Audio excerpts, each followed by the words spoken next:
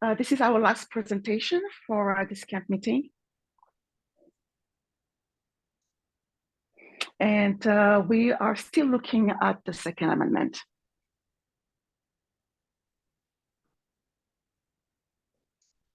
I want to say that it's going to be a little bit challenging.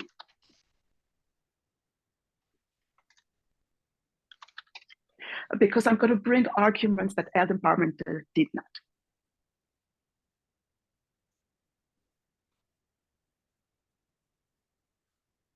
I hope I'm not going to bring confusion.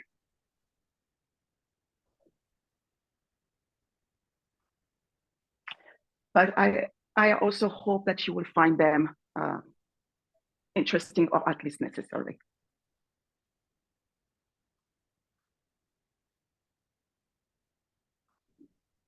So we are going to start with a silent prayer.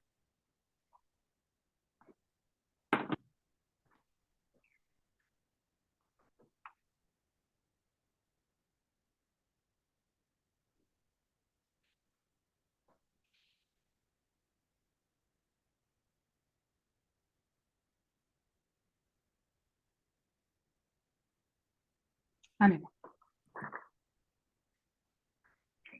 So I am going to start with a recap of what we've done yesterday.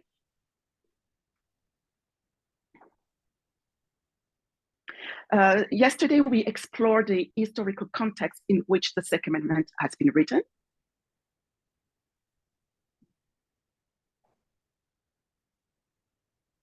And how its interpretation has shifted from serving a militia to individual rights.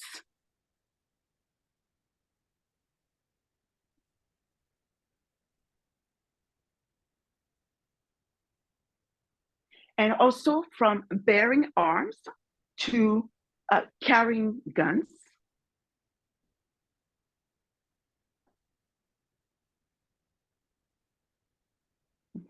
And from defending the nation or the security of a free state to self-defense.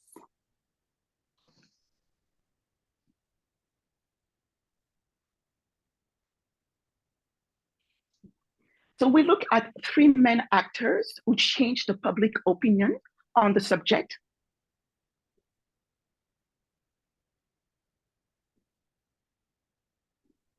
And this was the NRA, the Supreme Court, and the right wing with the Republican endorsing the gun lobby.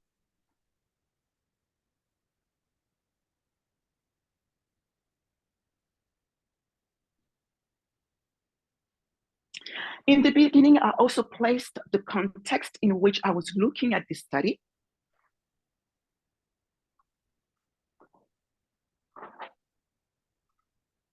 And it is that we move from the right to the left, from the right to the left.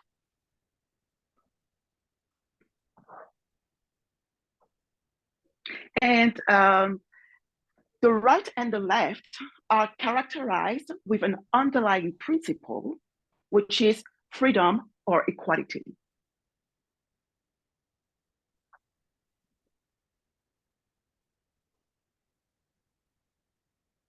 And Elder Tess has spent time in her Vesper studies to break down the issues of the right wing by introducing us with those new actors.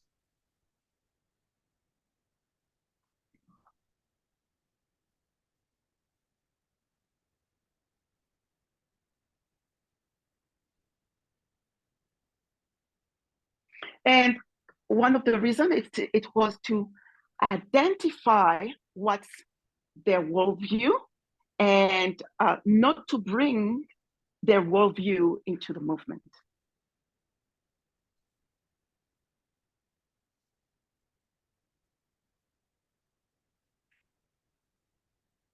So it is in that manner that I am conducting my study.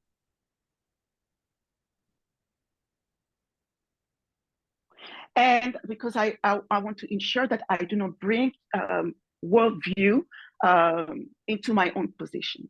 I mean, their worldview into my own position.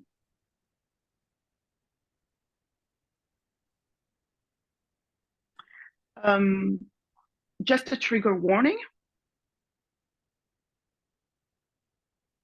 I will discuss heavy subjects like rape and murder.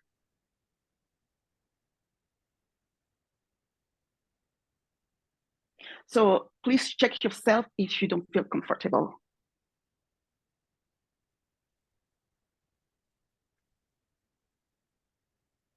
Mhm.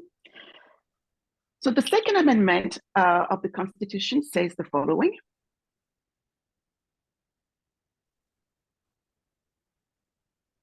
A well-regulated militia being necessary for the security of a free state, the right of the people to keep and bear arms shall not be infringed.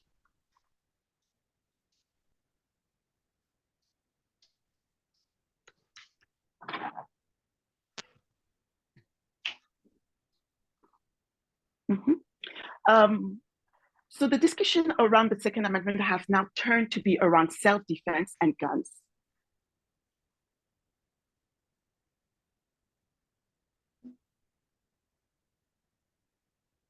So much that it is viewed as not only a constitutional right, but also a fundamental and natural right that needs to be protected at all costs.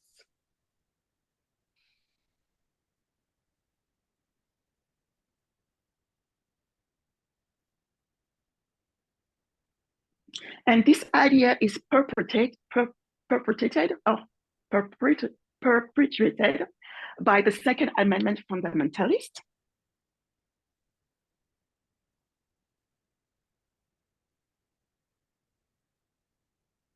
who believe that the Constitution ultimately guarantees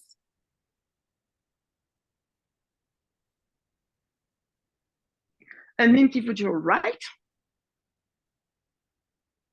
to use guns in self-defense. One of the way that self-defense laws have been implemented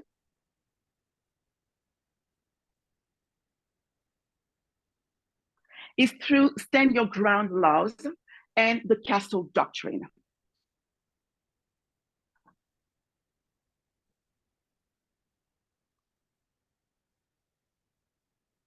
Yeah. So I'm looking at my quote, the quote number 1 about the stand your ground law.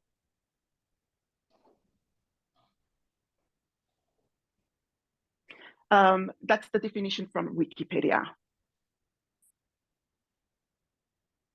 A stand your ground law, sometimes called a line in the sand or no duty to retreat law, provide people may use deadly force when they reasonably believe it to be necessary to defend against certain violent crime.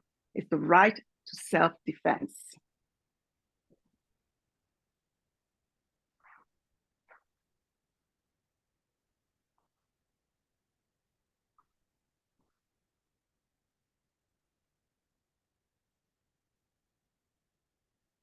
So, mhm. So this is a pretty broad definition that applies um, to your home and anywhere else if you're feeling threatened.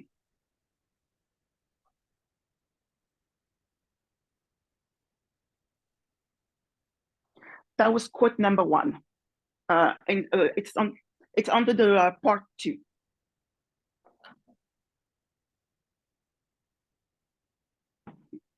Um, I don't know where I was.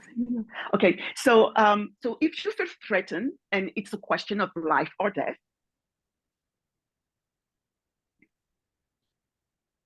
or there's an instance of a kidnapping or a robbery, mm-hmm, or a robbery, uh, well, the stand your ground laws apply, and you have no duty to retreat.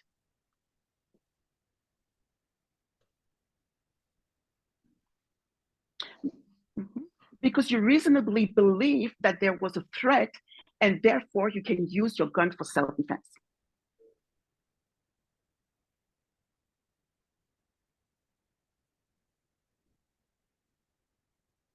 And those stand your ground laws, they are considered self-defense laws.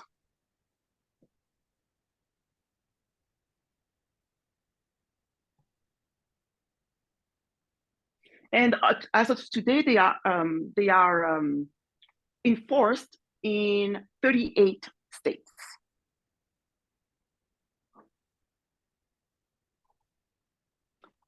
There are some states like New York who do not have stand your ground laws.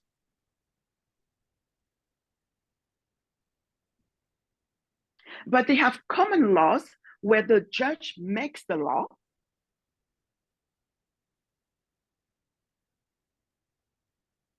That incorporate what they call the castle doctrine.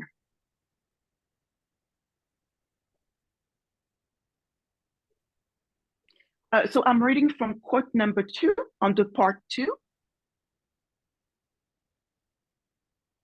And this is just a definition of the castle doctrine from Wikipedia. So the castle doctrine is a legal doctrine under which people have no duty to retreat when they are in their home or in some places in their vehicles or workplaces. The castle doctrine and stand your ground laws provide legal defenses to persons who have been charged with various use of force crimes against persons, such as murder, manslaughter, aggravated assault, and illegal discharge or brandishing of weapons, as well as attempts to commit such crimes.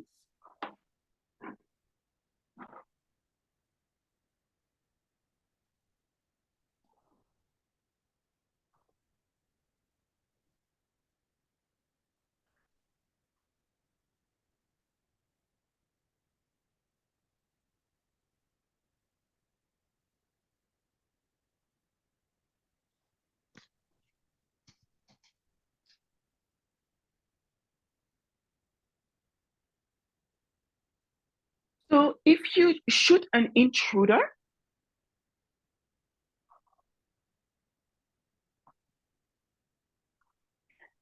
it will be seen as self-defense. However, the question is whether the person reasonably believes that the person entering in their home or property committed a crime.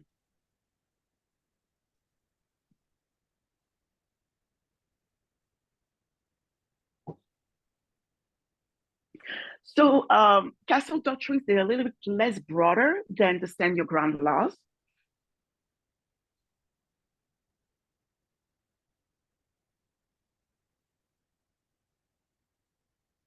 But they still retain the belief that using force, including a gun for self-defense on your property is valid.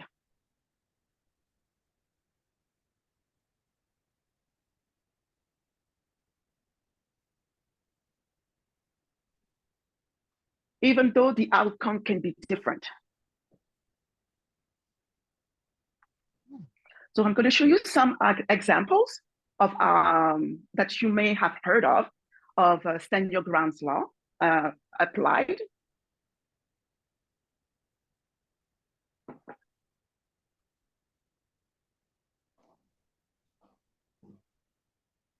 Just going to share my screen for a minute. Okay, so the first one, and I'm going to read this from part 2 again, to quote number 4, number 5, and which one? Number 6 and number 7 and 8. It's just talking about the people that I'm showing on the screen. So, sorry, go ahead.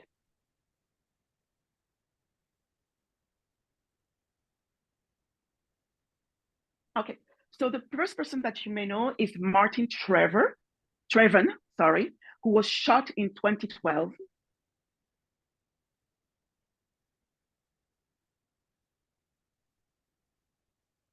It was shot by George Zimmerman while he was going back to his father's place. And George Zimmerman used the argument of self-defense, stand your ground law.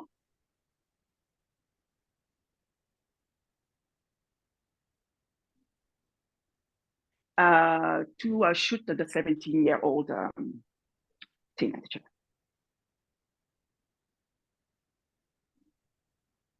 And he was acquitted. Yeah. So another example that you may have heard of is the shooting of Ralph Yarl.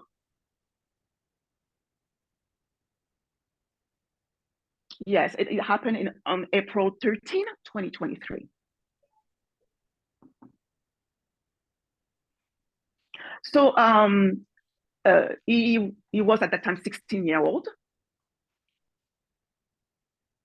And he has a twin brother who was at a friend's house.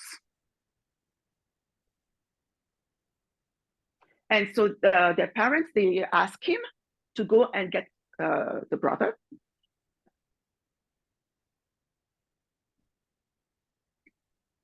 However, he misunderstood the address, so he rang the wrong bell, the doorbell.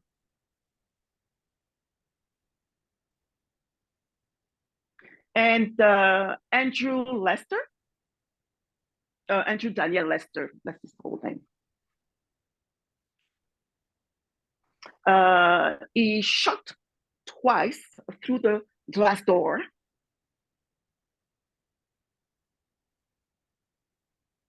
Which injured Yarl.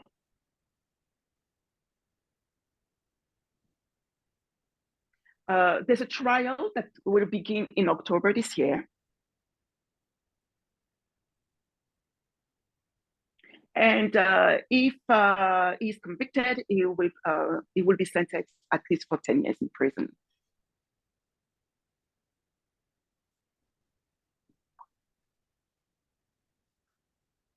And just so you know, Yarl is still alive.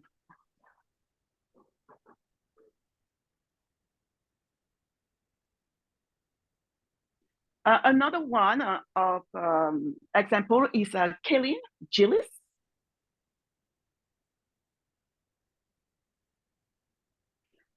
She was a 20-year-old. She was traveling, but she turned onto the wrong driveway.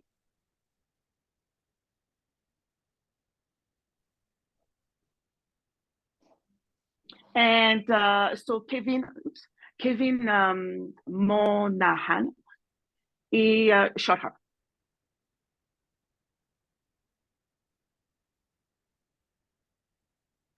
Another example, and she's dead. She's dead. Another example is Peyton Washington. So they were coming back, Peyton and Heather, they were coming back from a competitive cheerleading competition.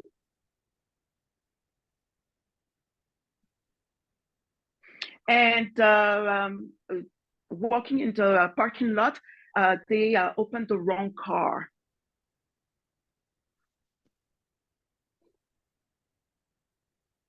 And the person in the wrong car, so they realized that they opened the wrong car.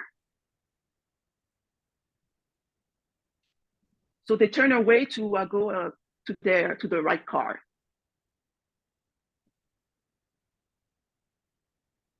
But the owner of the car, Pedro Rodriguez,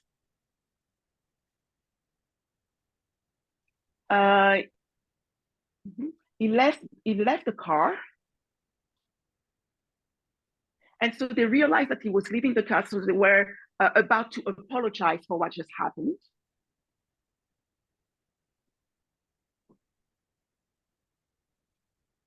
but he shot them instead. They are just injured. They are not dead, just for information.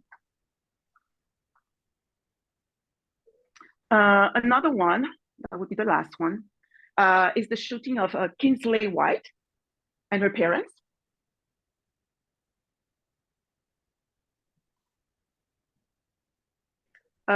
She was playing with a ball, a basketball. And unfortunately, the basketball rolled into the neighbor's backyard. And well, the neighbor shot her, as well as the parent. And she was 6 at that time. She's not dead. She's still alive. And the parents are, yeah, and the parents, and the parents as well. All right, I'll come back to that a little further. So now when we think of self-defense, there are different tools and methods that can be used for self-defense. We have martial arts, boxing, slapping, punching,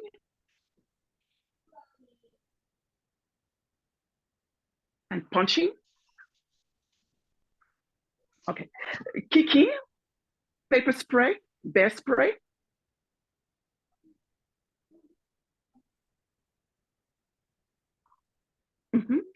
Taser, bats, machetes, axes, and you name it. Tu sais, des bâtons de baseball, like.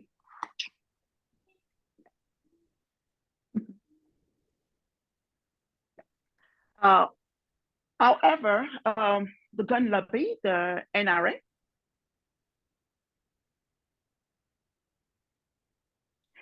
they focus only on guns as a mean for self-defense.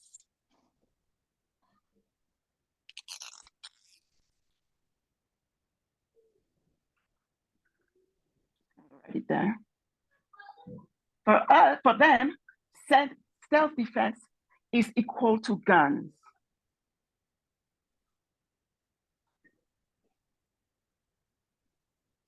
And even though it has been, researchers have noticed that guns is not the most effective way to use in self-defense. It's not the most effective tool to use in self-defense, sorry.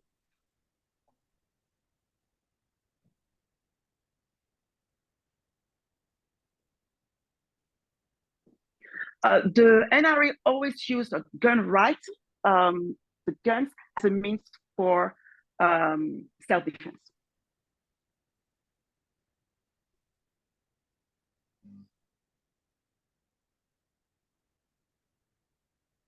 And why do they use only guns?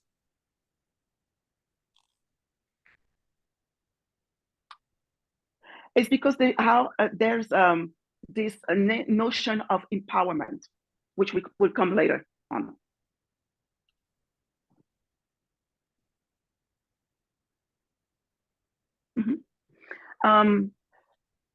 And even though a researcher says that it's not the most effective tool,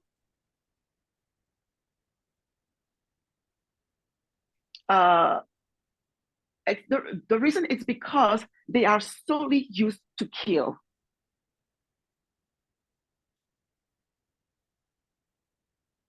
And gun owners, they receive very little training before owning a gun.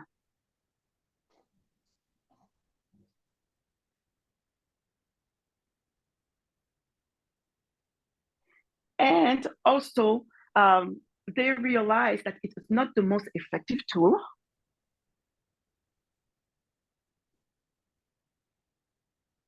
Because there are certain groups that are most likely to be victimized.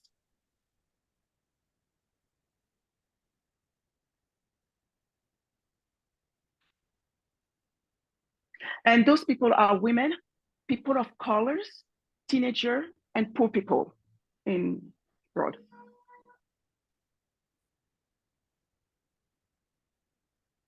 And on top of that, it's not everybody that can access a gun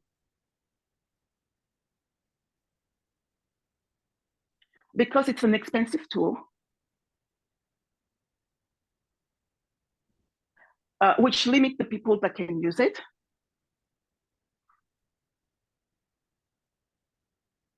And you have to be an adult to carry a gun.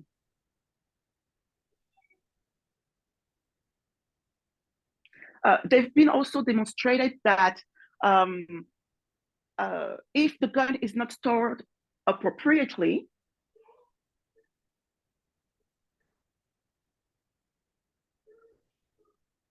it will cause more harms to the people near a gun.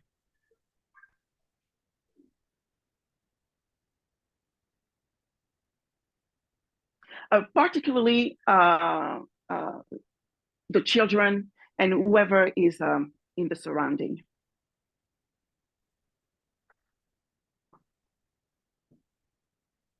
But despite the danger that guns can bring,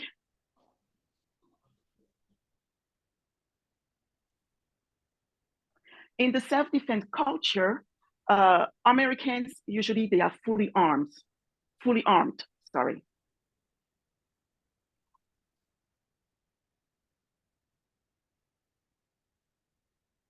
Mm-hmm. Actually, there's more guns than civilians in the U.S. population.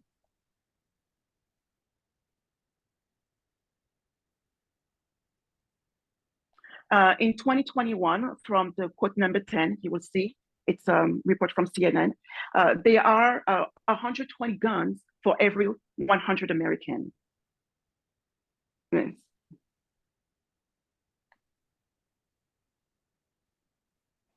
And the United States made only 5% of the world's population.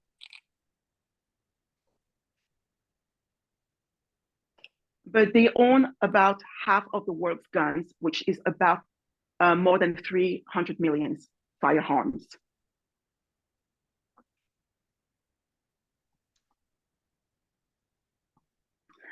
So I'm going to read a little bit from a book that is called The Cult of the Constitution.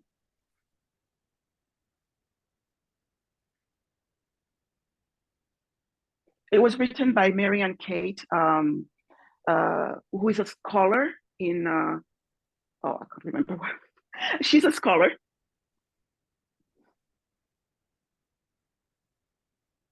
France, yeah. Yeah, and she's also a lawyer.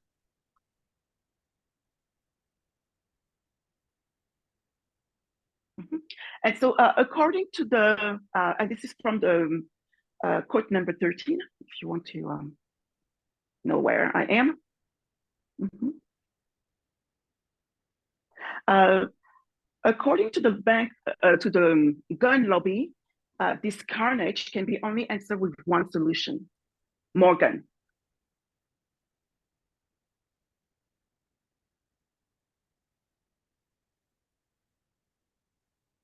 So the more gun violence there is, the more people fear gun violence. And the more they fear gun violence, the more the gun lobby tells them that the only answer to bad gun violence is good gun violence.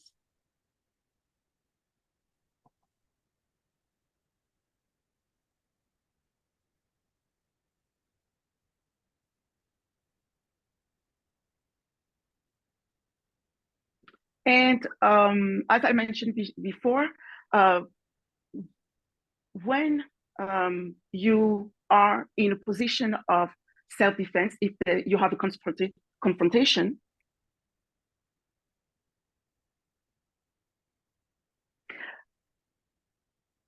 uh, many people don't receive a lot of training.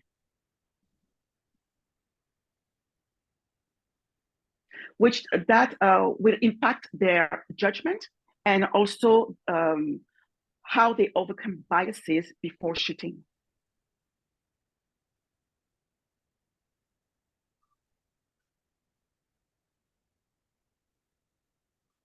But despite all these evidences,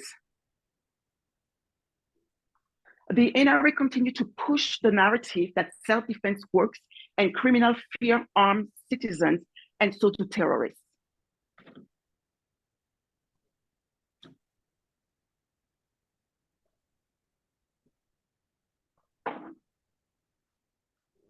Yeah, wait a second. The narrative that self-defense works and criminals fear armed citizens, and so do terrorists.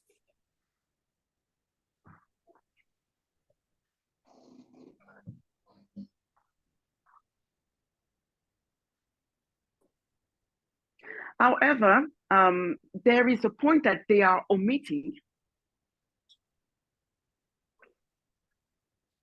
Is the fact that most mass shootings that take place in private residence, not in public space. Yeah.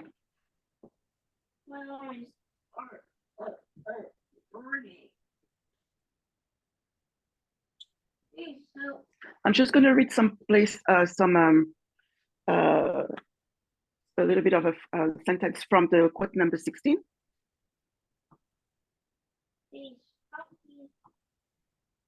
Which says that among the 60 mass shootings over the last 30 years, and this is an article from Mother Jones dated 2018. So they're looking at the past 30 years from 2018.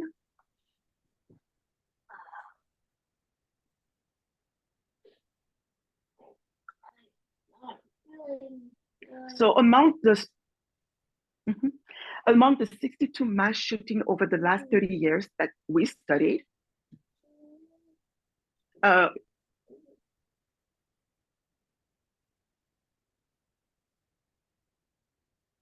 not a single case include evidence that the killer chose to target a place because it banned guns.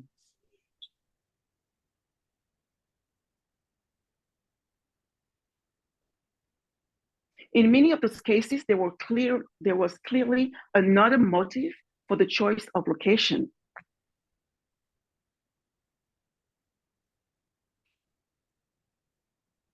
For example, 20 were workplace shooting.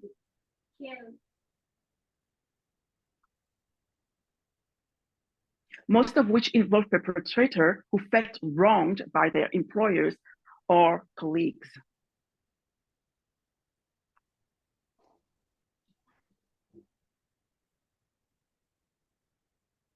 And last September, when a troubled man working at a sign manufacturer in Minneapolis was told he would let go, he pulled his 9mm Glock and killed 6 people and injured another before putting a bullet in his own head.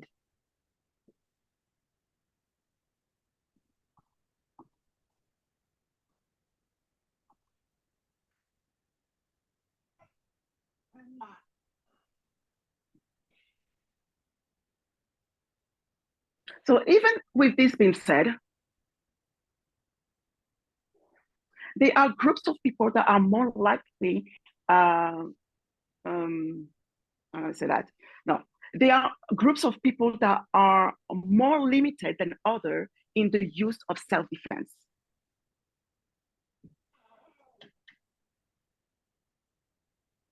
And this group are women and people of color.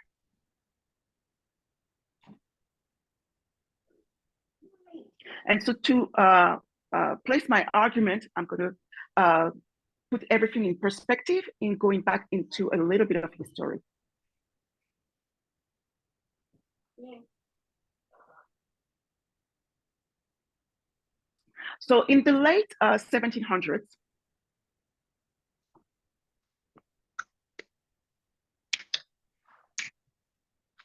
the slave, the free blacks, and people of mixed race were disarmed in case they used guns against their slave master.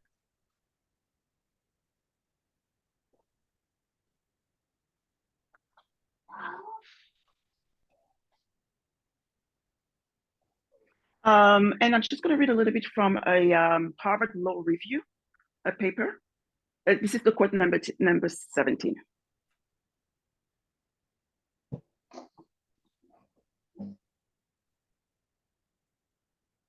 Mm-hmm.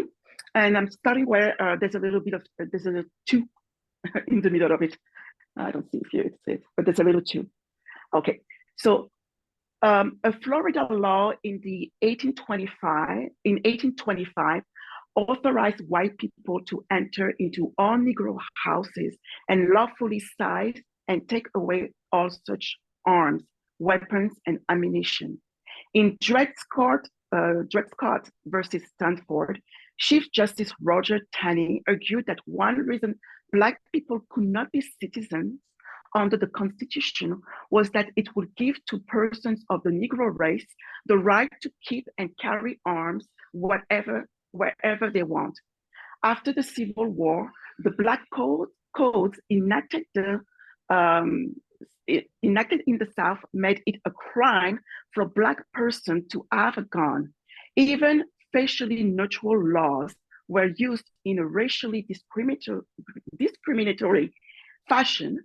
Martin Luther King Jr. was denied a concealed carry permit even after his house was firebombed. For much of American history, guns rights did not extend to Black people, and guns control were often enacted to limit their access to guns by people of color.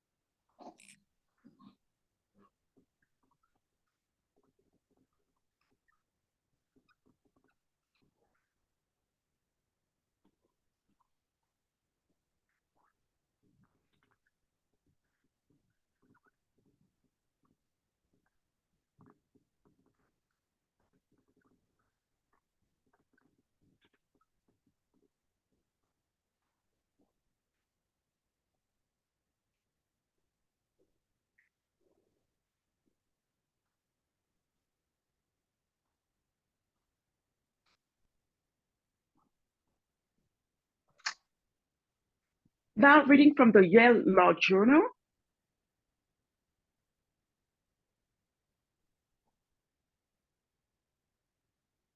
Oh, I don't hear you anymore.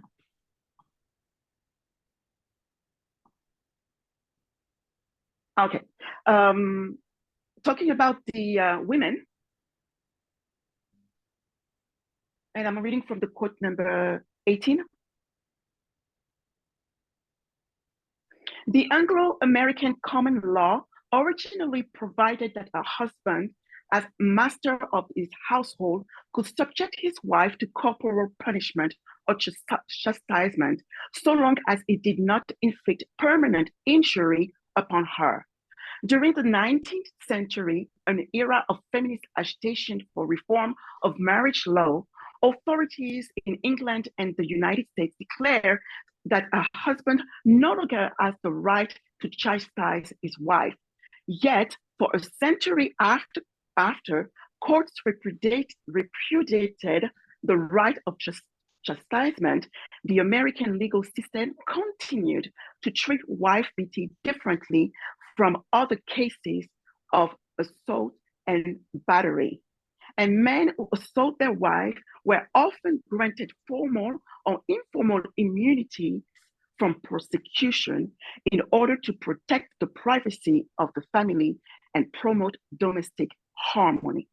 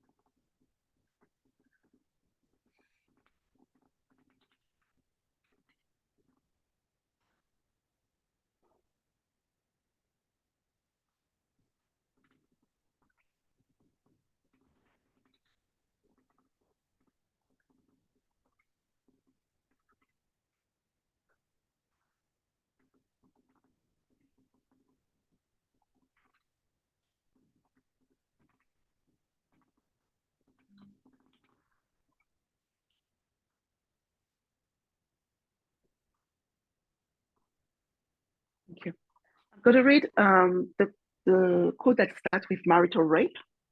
I think I put it in the same one. Marital rape, a former, oops, sorry, give me a second, please.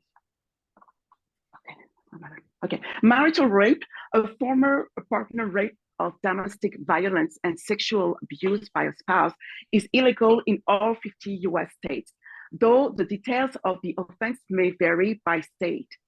Prior to the 1970s, marital rape was legal in every US state. By 1993, marital rape was a crime nationwide. Still, in the 1990s, most states continued to differentiate between the way marital rape and non-marital rape were viewed and treated. The law have continued to change and evolve, with most states reforming their law in the 21st century. However, there are still states where marital rape and non-marital rape are treated quite differently under the law.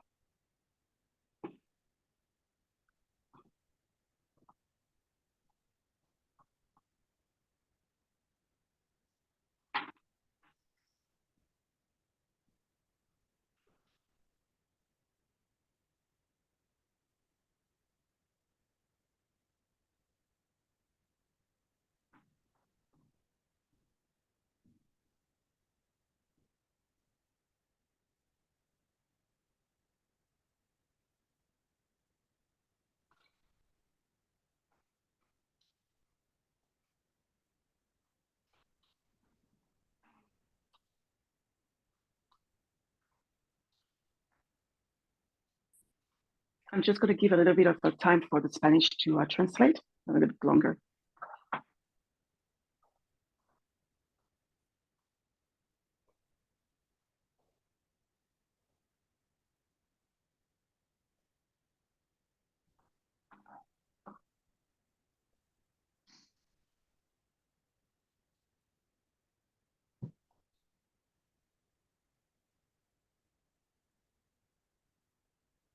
Okay, so there's another fact to take into consideration,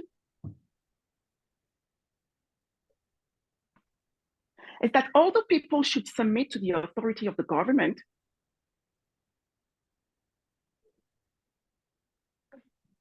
there is a provision in the Declaration of Independence that if a government becomes tyrannical, people have the right to revolt against that government.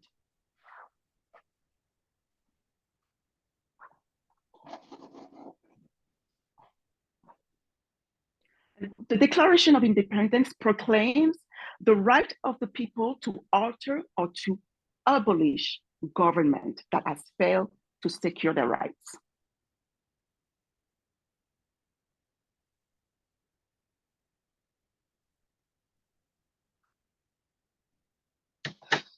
The question is,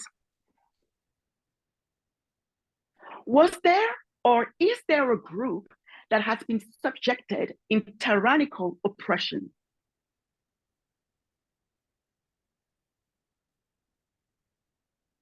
History will tell you that women and non-white men have repeatedly been subjected to state violence.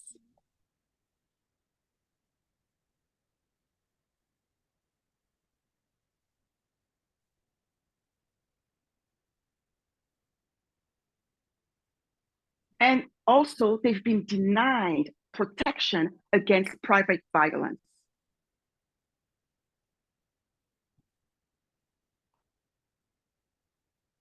The institution of slavery, for example, permitted violence against Blacks, against Blacks.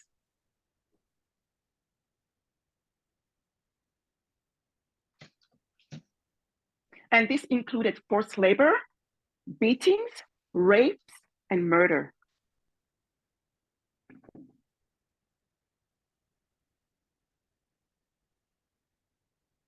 And there was no law for them to protect or having the right to exercise self-defense.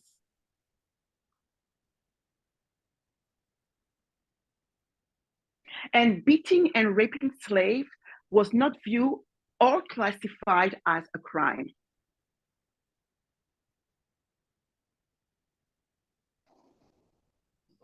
During the Jim Crow era, the Black codes did not permit Black men and women to use their self-defense or to get justice.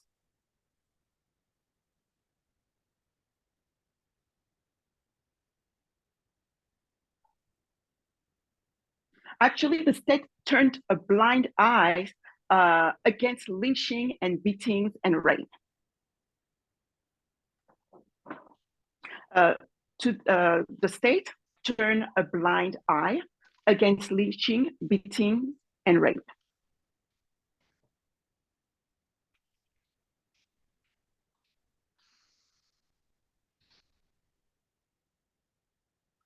And today, discrimination still exists, and we see how the Black community is disproportionately targeted and discriminated and face more violence.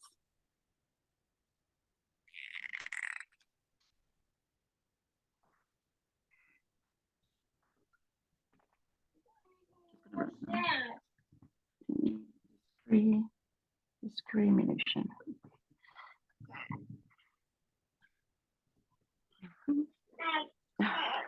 Okay. And as noted before, American law granted husband a right to chastisement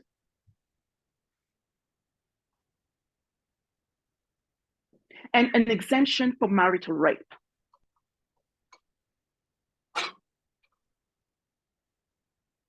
And women were subjected to a lot of sexual assault and domestic violence.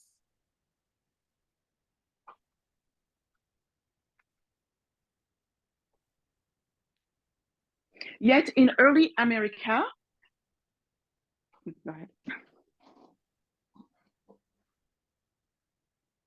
If a woman killed a husband, she will be accused of petty treason. Petty, this way. I'll write it there. P-E-T-T-Y.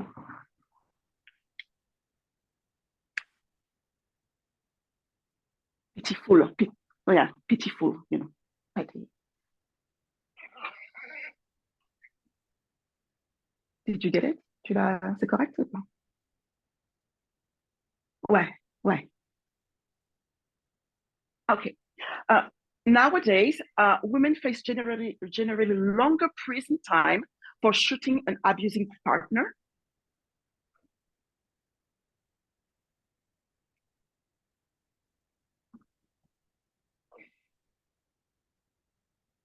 And they also face greater risk of sexual assault.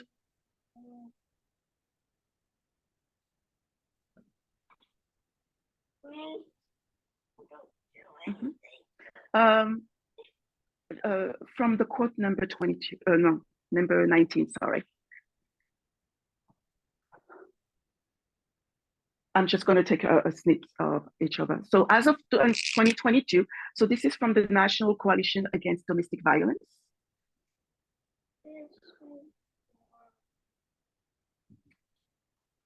As of today, 1 in 5 women are victims of rape in their lifetime.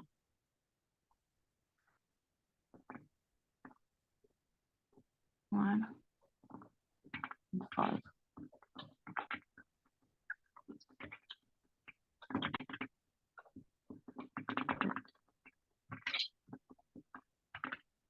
Okay.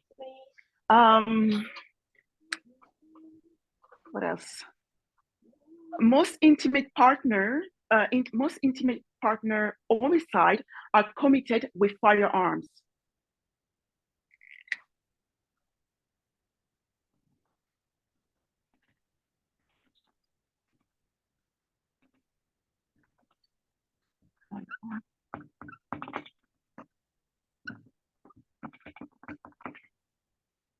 And which one? Oh yeah, intimate partner homicide committed with firearms have also increased.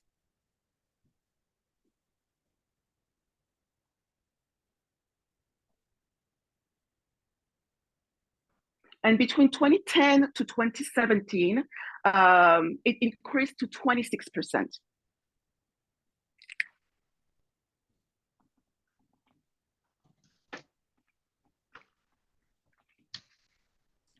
And what else? 51%, 59%, that's the last dot, 59.1% of mass shooting between 2014 and 2019 were related to domestic violence. And in 68% of mass shooting, the shooter had a history of domestic violence or killed a family member or intimate partner.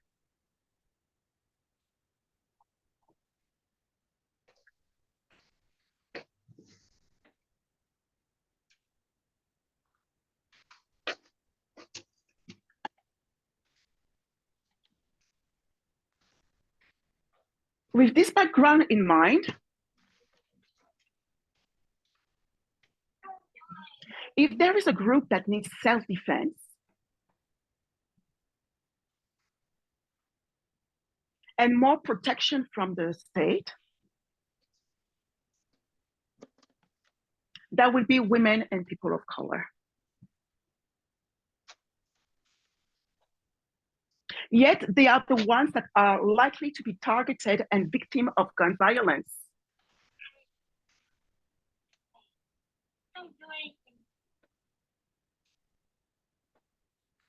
Although they are not the group that demand and advocate for more gun rights.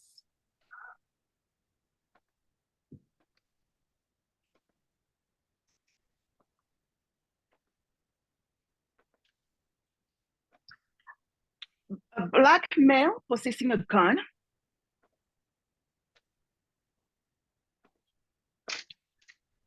are more likely to be seen as a threat and punished harder than their white counterparts.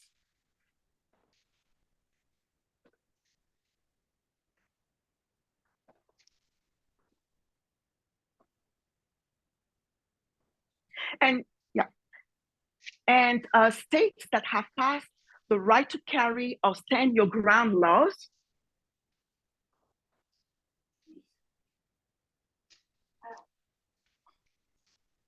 they experience more rapes and more sexual assaults and murder.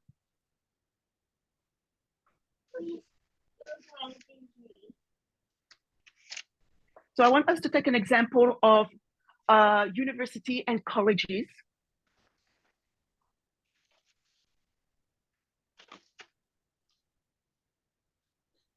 Where most of them are gun-free zones.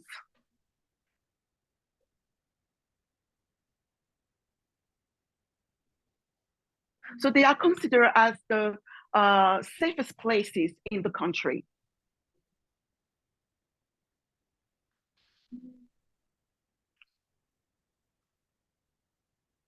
However, the campus carry movement, like this one. Campus carry movement.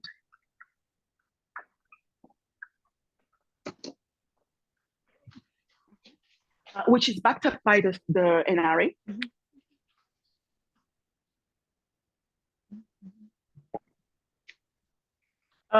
They made their way in universities.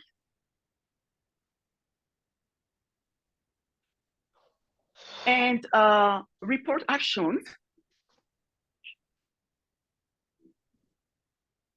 that there are more cases of rape since the campus carry movement has been introduced.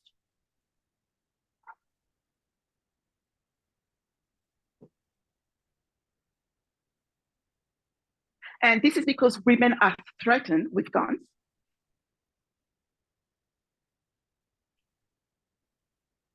Which make them less likely to fight, but abide. That makes them less likely to fight,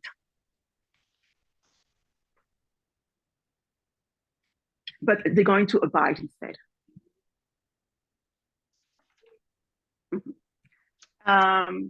And in many states that the stand your ground law was promoted to protect innocent people.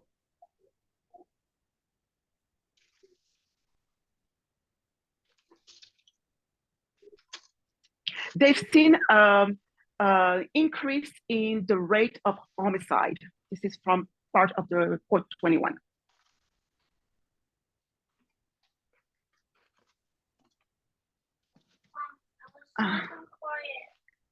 More, so, moreover, when the stand your ground law is exercised,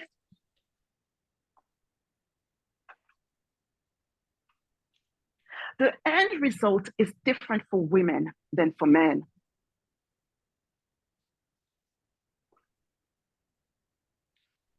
So let's take the case of Marissa Alexander. I'm just going to, just for you to know who is she. This is this lady here. So she's an African-American woman who defended herself from a abusive husband.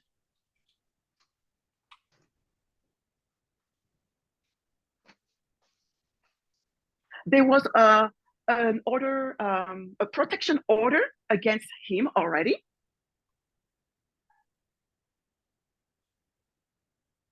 Because he was abusive and he beaten her multiple times.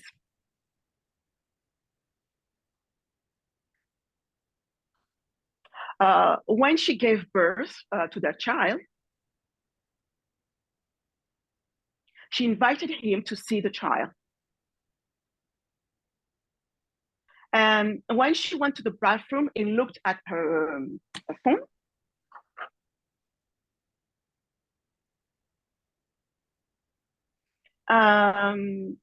so he looked at her phone.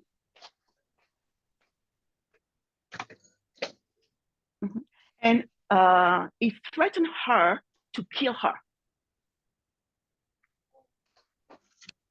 So Marissa Alexander, she managed to break through and went to the garage to flee.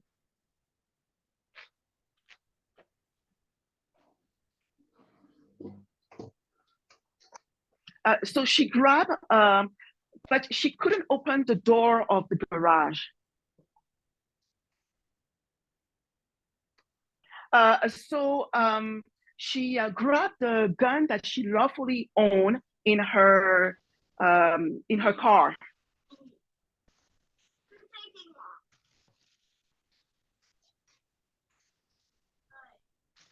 And so she came back inside the home. And she told him, "You have to go." And he replied, "I'm not going anywhere."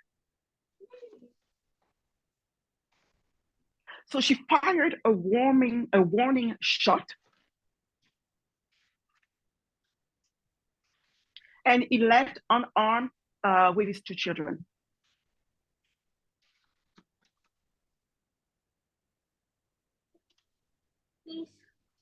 No, unarmed, like il était pas blessé. Right. So he called 911. And the police arrested her on the spot.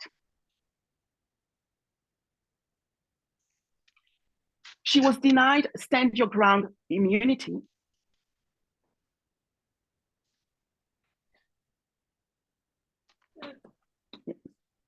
Mm-hmm.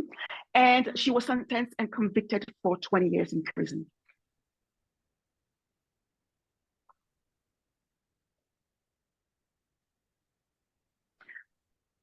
Mm-hmm. And the basis is that she was angry, and when she shot at her husband, she had other options available.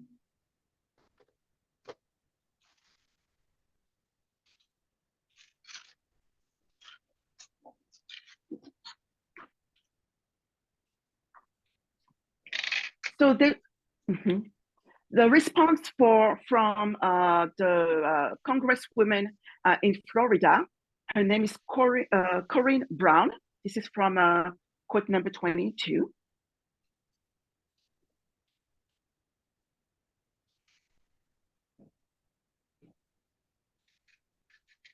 She said, the Florida criminal justice system has sent two clear messages today. One is that if women are victims of domestic violence, try to protect themselves, the stand your ground law will not apply to them.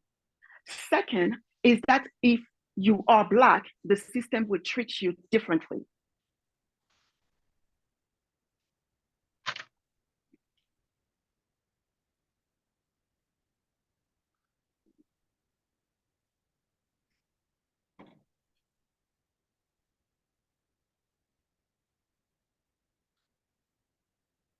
So there was a retrial. But she was still not, she was still denied the stand your ground immunity. And she accepted instead a 3-year plea.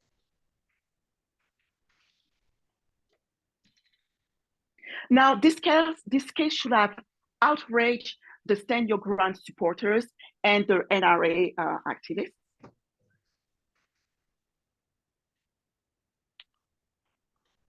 Should have. Aurait dû. Okay, I'm going to repeat. So this case should have outraged the stand your ground supporters.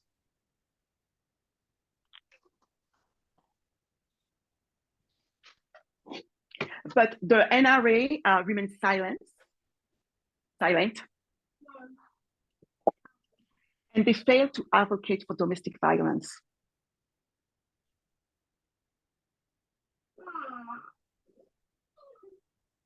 Now, if you take the case of George Zimmerman, I'll show you a picture before.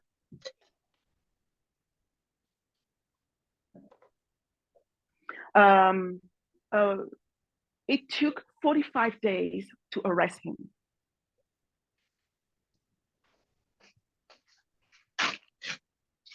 And he was acquitted of the second-degree murder.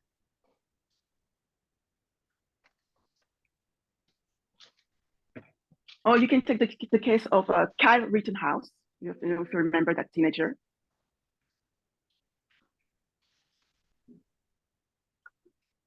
That's the teenager, drove to a protest in Wisconsin, and he shot 2 men and injured a third.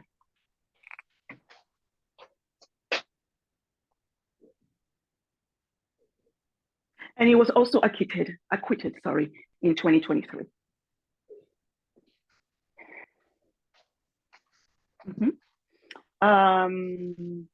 So the outcome is that when women use self-defense or deadly force,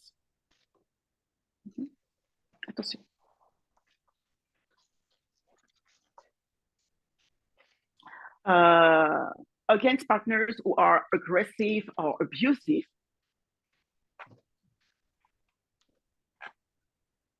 instead of receiving the protection that the law guarantees,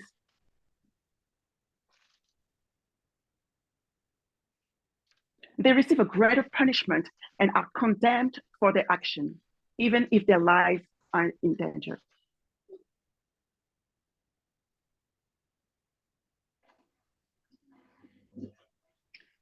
In the case of Marissa Alexander, for the law to be in her favor, she was supposed to wait until the moment he comes at her with a gun.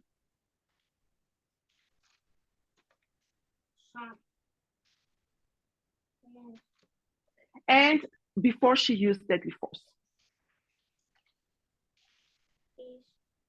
So this showed that there's still biases in the judicial system against women and people of color. Sorry.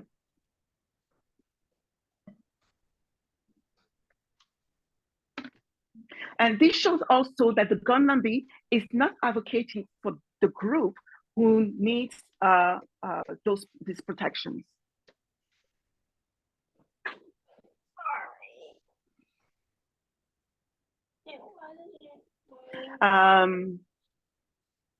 In their interest serve mainly another group of Americans,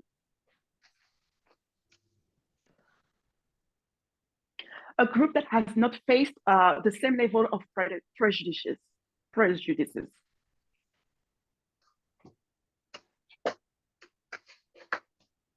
In fact, the cry for more gun rights does not come from women and people of color.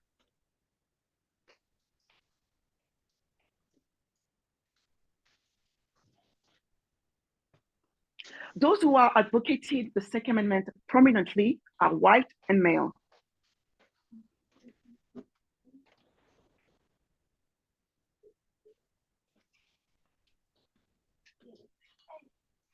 And as I say, it's a group that has not experienced systematic discrimination throughout history.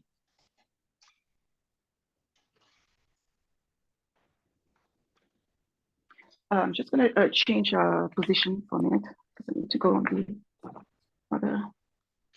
Est-ce que tu vois mon tableau de ce côté-là? Yes, okay. Okay. Yet, in the culture war, white men, particularly heterosexual and Christian,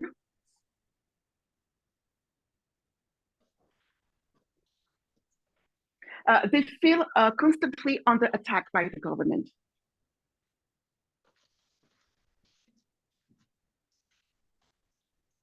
They are victims of discrimination.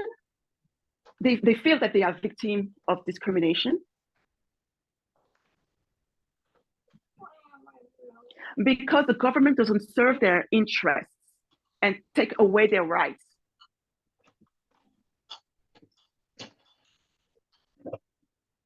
Therefore, they have remained cautious about other groups.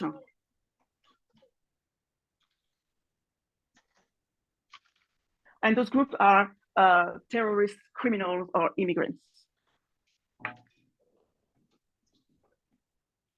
And if you touch the Second Amendment, they become the one persecuted against the government tyranny.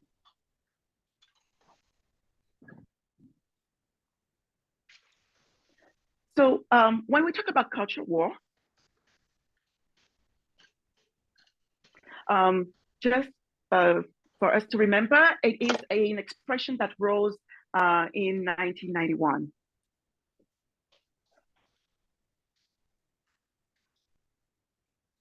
And it was introduced by James Hunter in his publication, Culture War, The Struggle to Define America.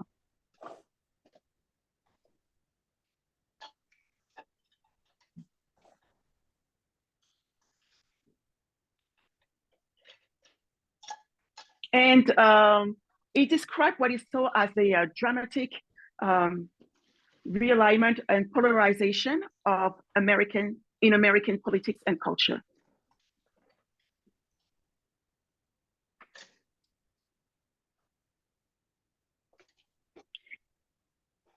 And there are those issues that polarize, the American politics and culture.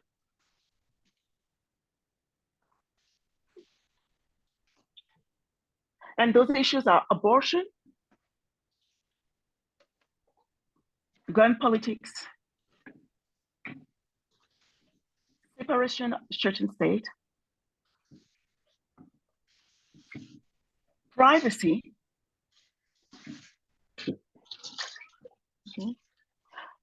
recreational drug use,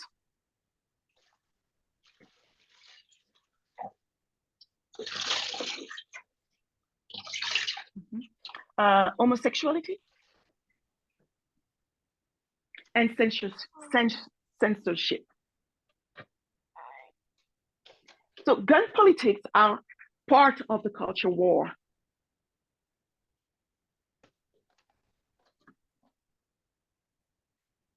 And one prominent figure or person of this culture war is a man called Charlton Heston.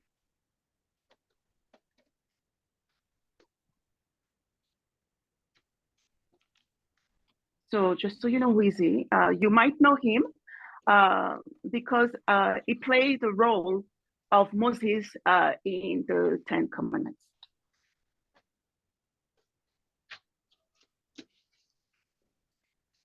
Well, he served as the president of the NRA from 1988 to 2003.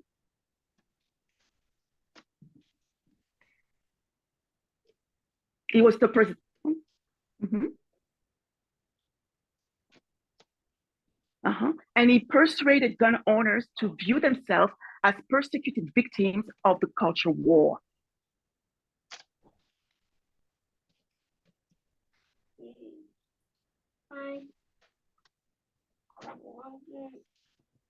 So in the book, The Cut of the Constitution, we learned that according to Heston, the truly oppressed class in America is white, Christian, straight, working class men. Maki?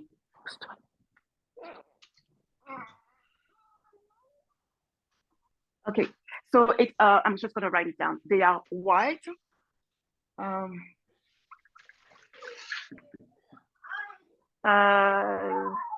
they are Christian,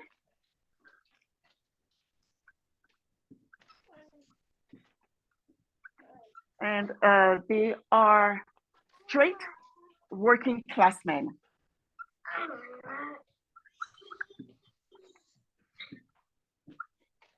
And working class men.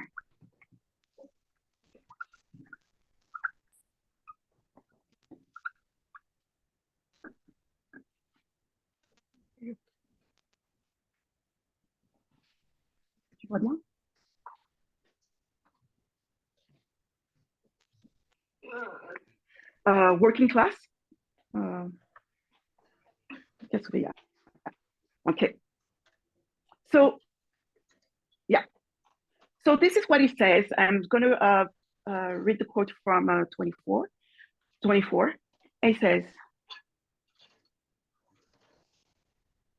"Heaven help the God-fearing, law-abiding Caucasian, middle-class Protestant, or even worse, evangelical Christian, Midwest or Southern, or even worse, rural, apparently straight, or even worse, admittedly heterosexual, gun-owning, or even worse, a narrow card carrying, average working thief, or even worse, male working thief, because not only don't you count, you're a downright obstacle to social progress."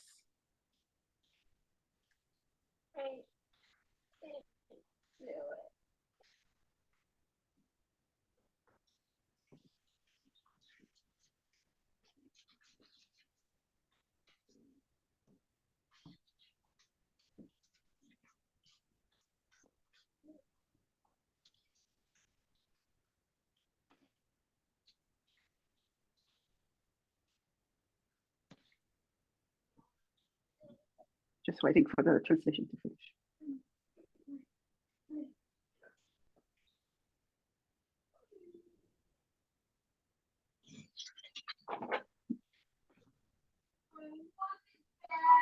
All right. So third paragraph, it said, Heston identified the enemy of the Constitution as the feminists who preach that it is a divine duty for women to hate men, blacks who raise a militant fist with one hand while they seek preference with the other. Heston explained that the attack on firearms was really an attack on the Constitution and America itself. As I have stood in the crosshairs of those who target the Second Amendment freedoms have realized that firearms are not the only issue. No, it's much bigger than that. And according to Heston, nothing less than a cultural war against white men was raging across our land.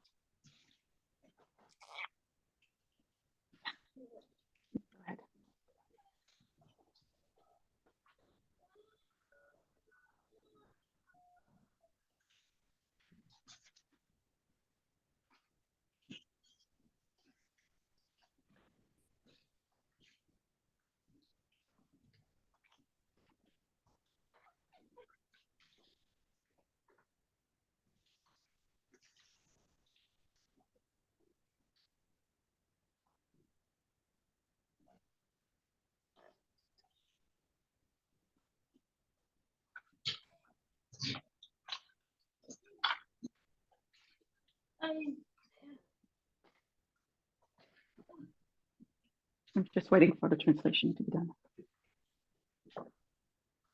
Okay.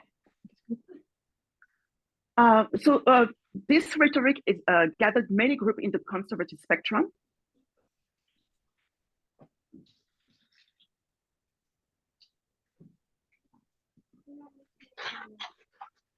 Who see themselves victims because immigrants, gays, women, the poor, and other groups are granted rights and privilege at their expense.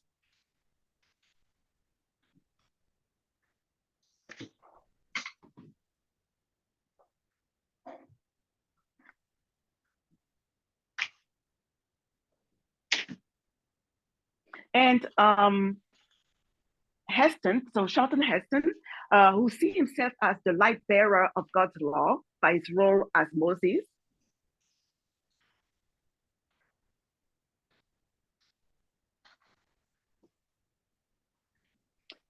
he has emphasized this victimization in his speeches by evoking God, whiteness, maleness, persecution, and heroism. I'm just going to write it down.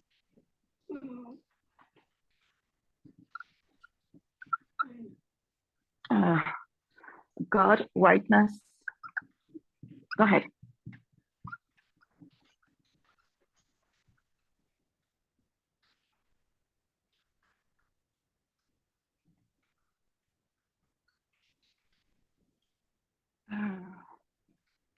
Persecution.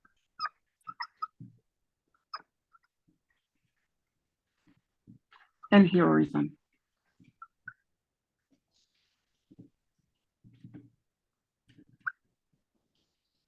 Do you see heroism? And all this, is tied to gun and the Constitution.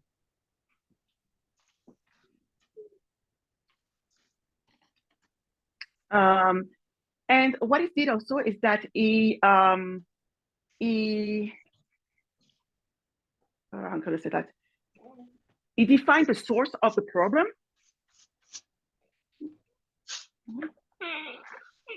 And it's women and Blacks. So, and despite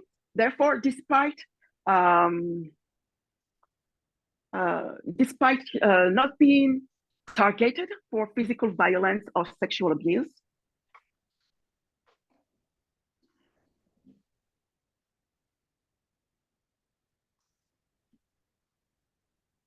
they see themselves as oppressed by an oppressed majority. And this is not to say that they are not facing hardship. This is not to say that they are not facing suffering from hardship.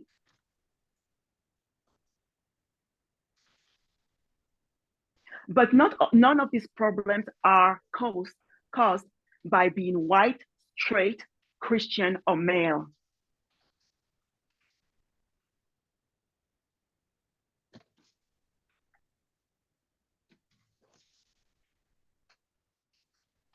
But they hold the responsibility. I mean, the people who are responsible for their undeserved hardship are Black, and women.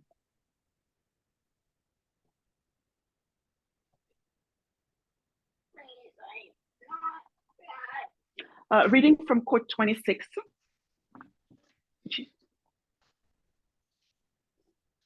We are told, this is an article from the Washington Post. Stay here, sit down. It shouldn't surprise us that mass shooting has increased as minorities and women strive for equality. White men make up the largest percentage of gun owners and are ahead of people of color and women by double digits. In the NRA, the breakdown is even more stark, with white men accounting for twice the proportion they do in the general population.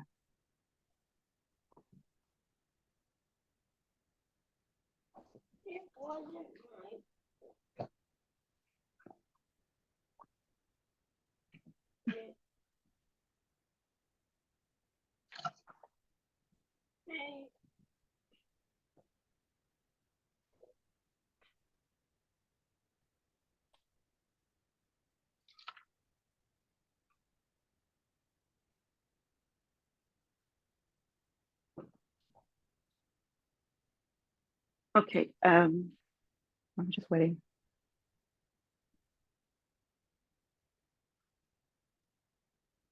Okay, continuing reading, we are told this is the case because our society has incentivized white male violence from the beginning and has identified guns as the most effective means of exercising that violence. This lengthy history means that when white men feel disempowered, they are primed to resort to gun violence to reassert their sense of authority.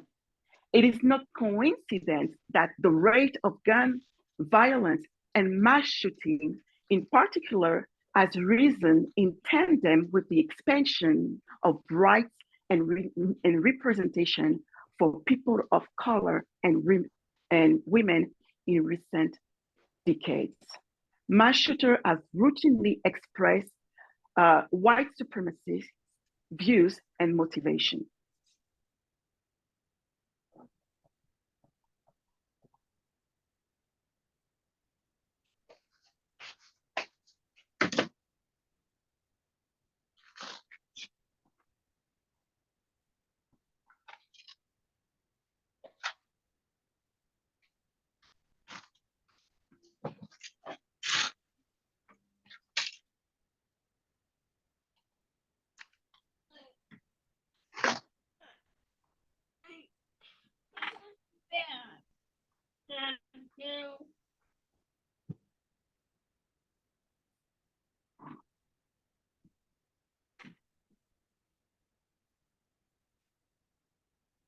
Okay, so hopefully it's good for everybody.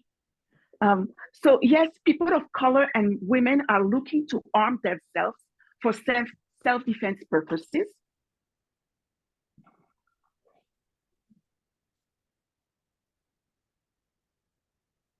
But white males do not support this expansion of rights to this group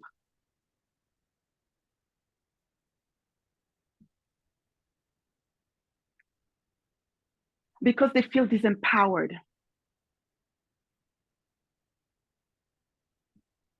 And because of desegregation, civil rights, and abortion rights,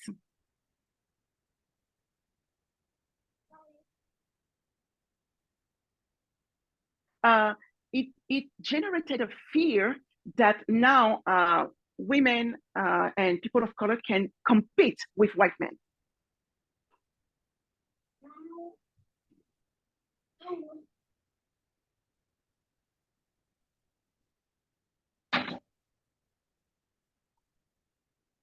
So as a result, the advancement of women and people of color of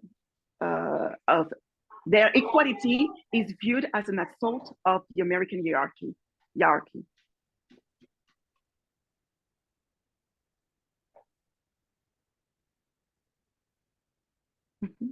And if white men struggle to get a job or go to university, white men struggle to get a job,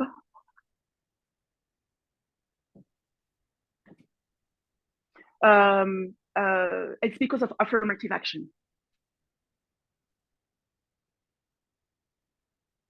If white men can no longer engage in sexualized commentary or comments about women,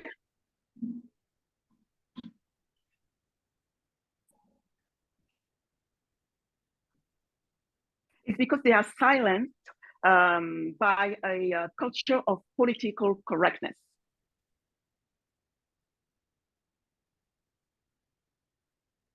And so they use the Constitution to prove their grievances.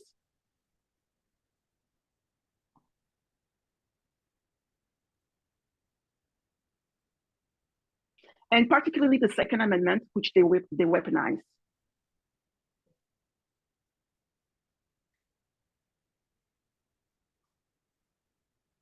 Now, not only this narrative has been supported by the gun lobby,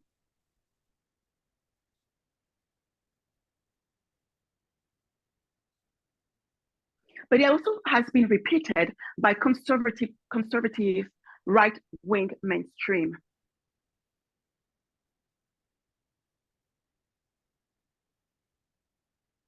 So as I mentioned yesterday, in order for the NRA to continue to sell guns,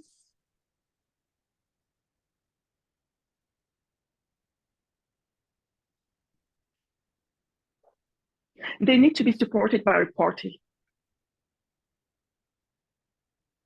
And they successfully became a key player in political dominance of the Republican Party.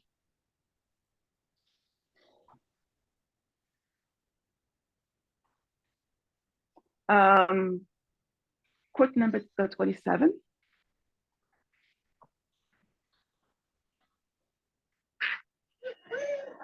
I'm just going to read the first paragraph. This intimidating display of weaponry isn't a bipartisan phenomenon.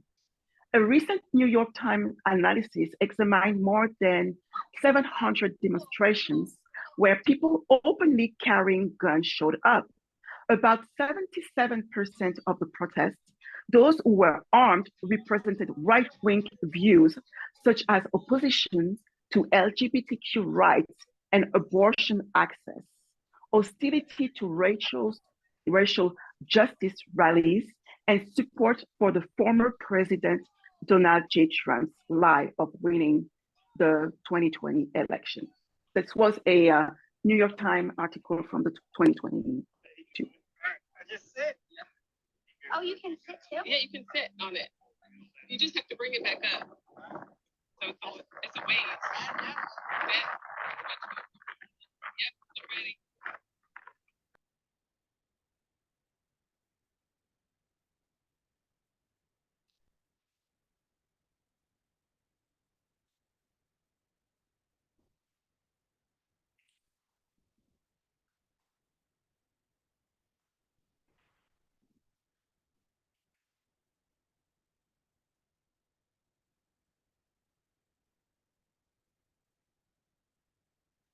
So the NRA encourages their conservative white men to perceive danger everywhere.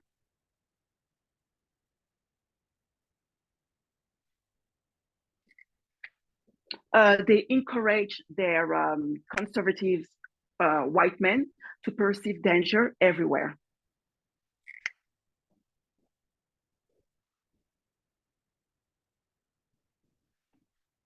And that danger can come from the liberals, the minorities, and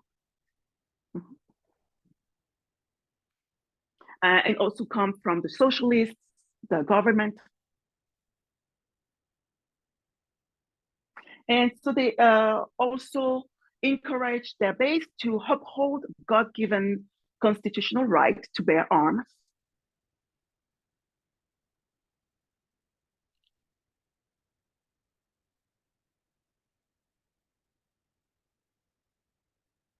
And they do that by upholding the Second Amendment right.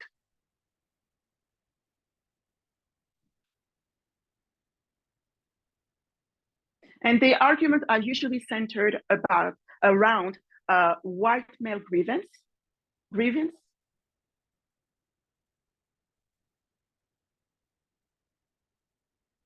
anti-government sentiments,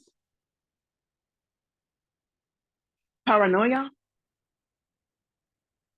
and constitutional fundamentalism.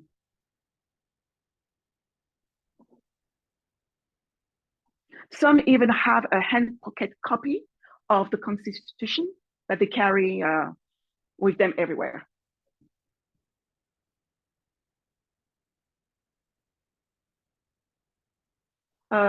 Politically, after Ronald Reagan, the next president to speak at the NRA convention and get support was Donald Trump.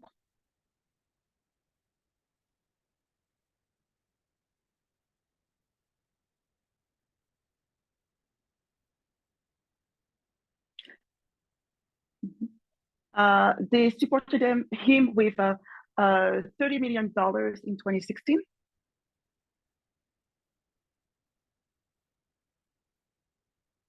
And they endorsed him as their presidential candidate for 2024.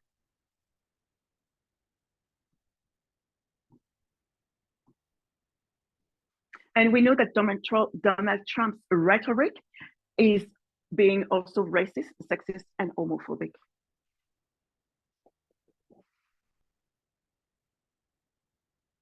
In 2018 and 2019, we start identifying the role of Donald Trump in prophecy.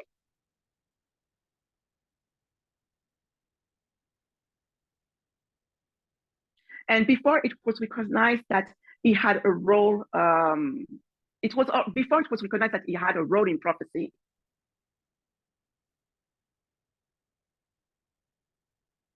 But it became much more formalized in 2018.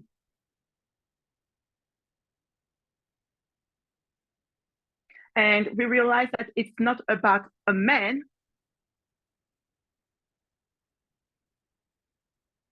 but it's about the whole republicanism.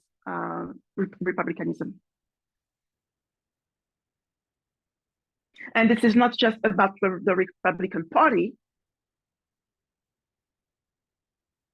but it's the entire right wing that now needs to be understood with a prophetic perspective.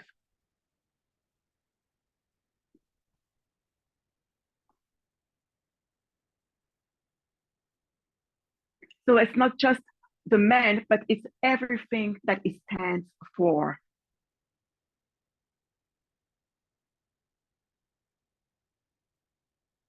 And we know that Trump is opposed to an I don't know if it's the right word, but egalitarian democracy or democracy.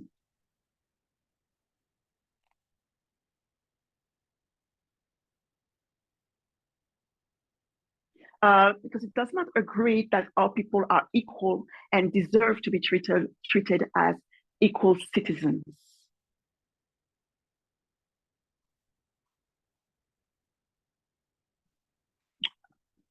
When we look at the culture war, the movement position itself for the defense of equality, gender equality, human rights.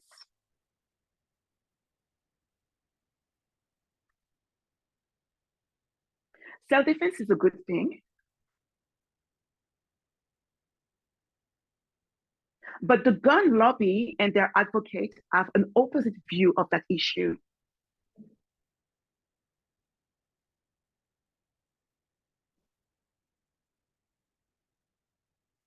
They are not asking for self-defense for the good of all.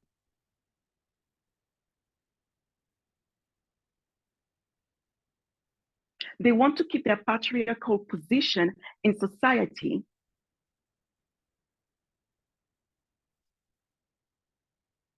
They want to maintain their supremacy, and they will fight for their privilege to remain above women and people of color.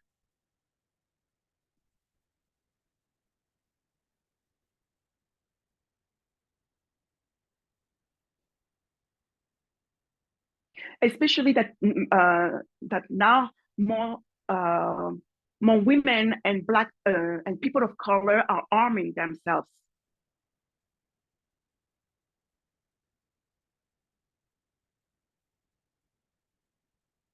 And they arm themselves because it's for legitimate reasons.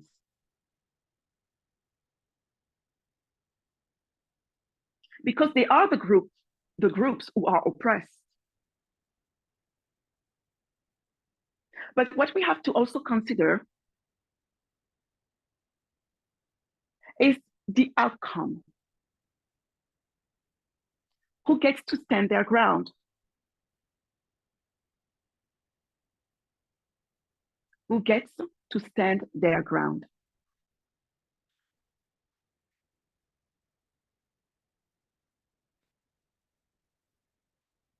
Who gets to receive immunity?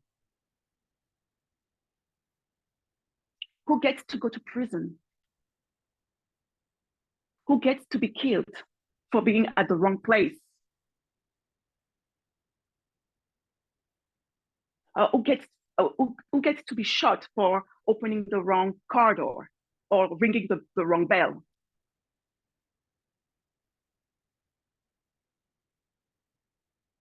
Who get to be shot because the ball accidentally rolls into the neighbor's backyard?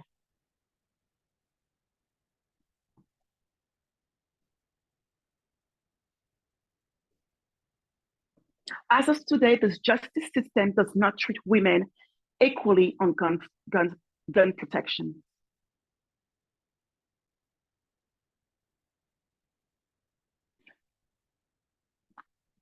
Women are more targeted to be victim of a male partner assault.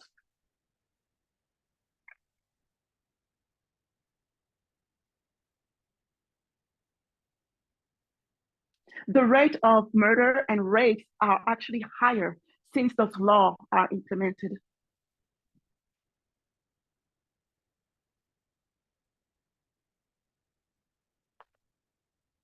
And they are not heard as it should be by the political right nor the NRA.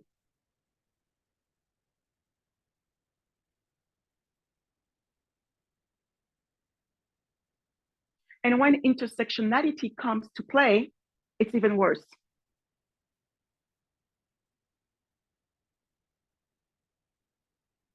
And we know that with the Sunday law at hand, the challenge for women and minorities will increase.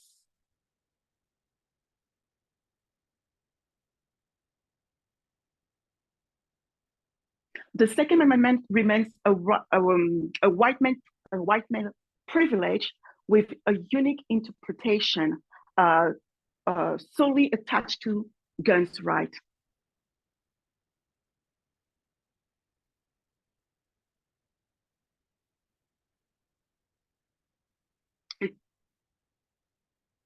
Yeah, okay. And it disproportionately discriminate women and people of color.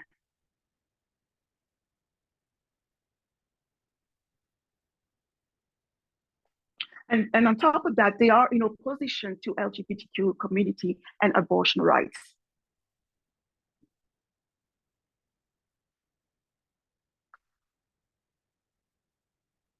So I believe that when we look where this gun culture stands,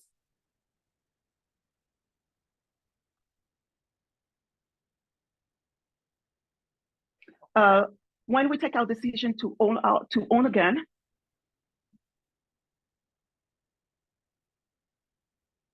we also have to look at the gun culture, where it stands politically and culturally.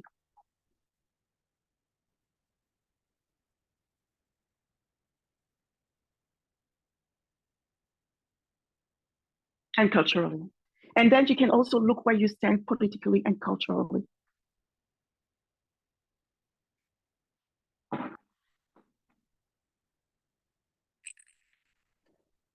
Because we must not understand that the Sunday law is also about culture and state.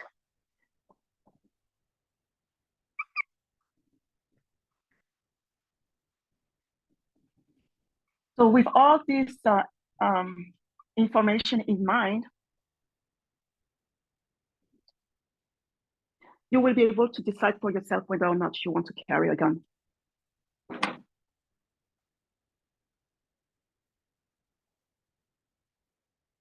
Let's pray.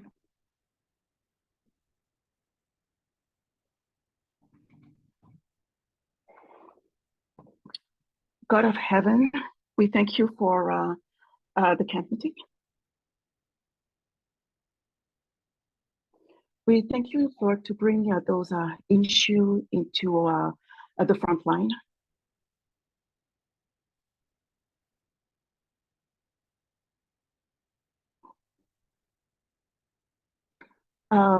Because they are complex indeed. And we need to take the time to look at them so we understand where we stand politically and culturally and take the decision.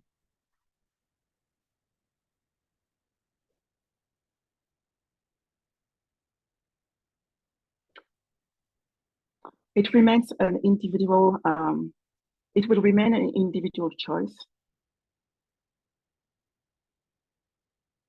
But I pray that the studies that has been presented during the camp meeting will help us to see where we should be.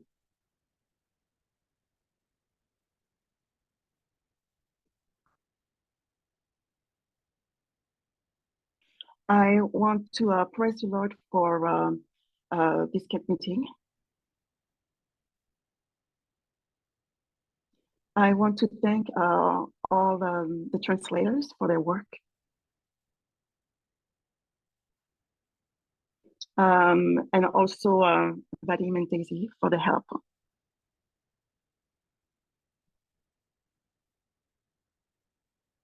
Vadim and Daisy. And also Debbie and Annabelle for the organization. I want also to thank Elder Paminder and Elder Tabo for their messages.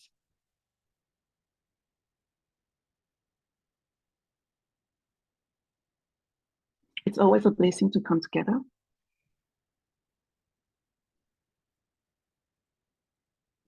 And I pray it won't be the last. I pray it won't be the last. I pray all these things in the name of Jesus and for your glory. Amen.